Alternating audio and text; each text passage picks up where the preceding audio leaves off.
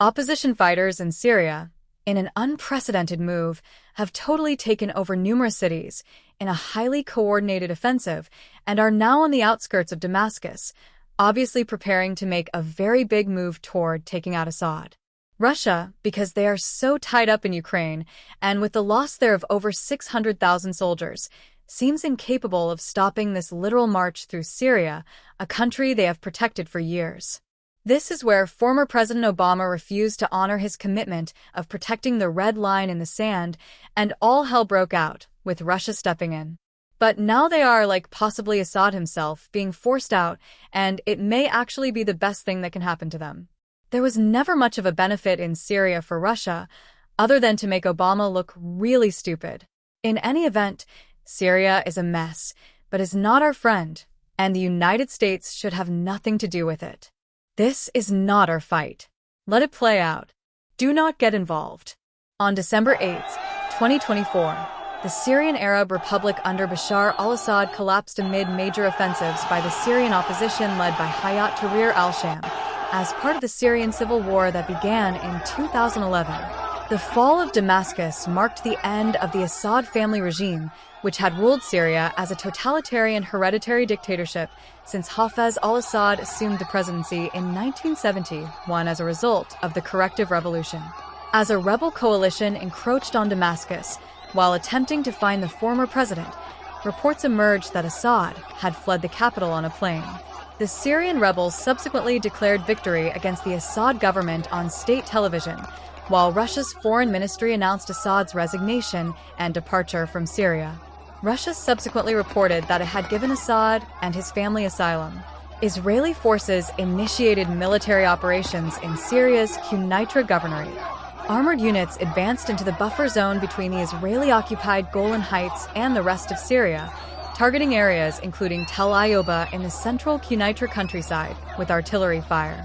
The operation marked the first time in 50 years that Israeli forces crossed the Syrian border fence, following ceasefire agreements on May 31, 1974 in the aftermath of the Yom Kippur War.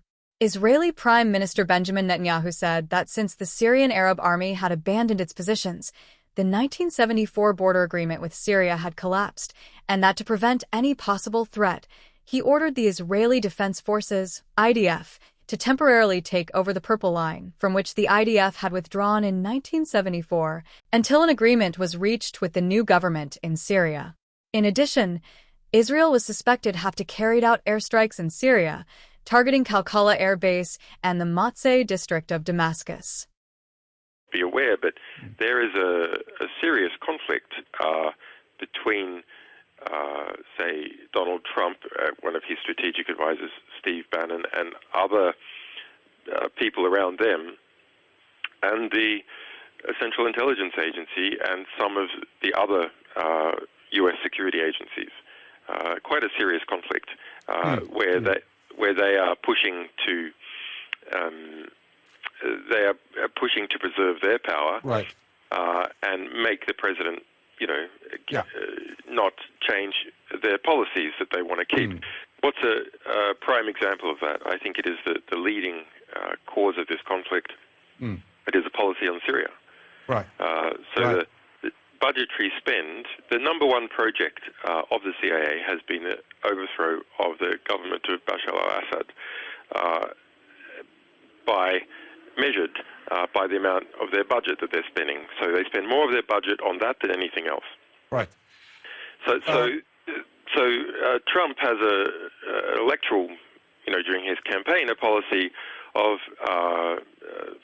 not overthrowing Bashar al-Assad, although I don't think he put it explicitly like that, but cooperating with Assad and the Russians to attack ISIS, which essentially means not overthrowing Bashar al-Assad.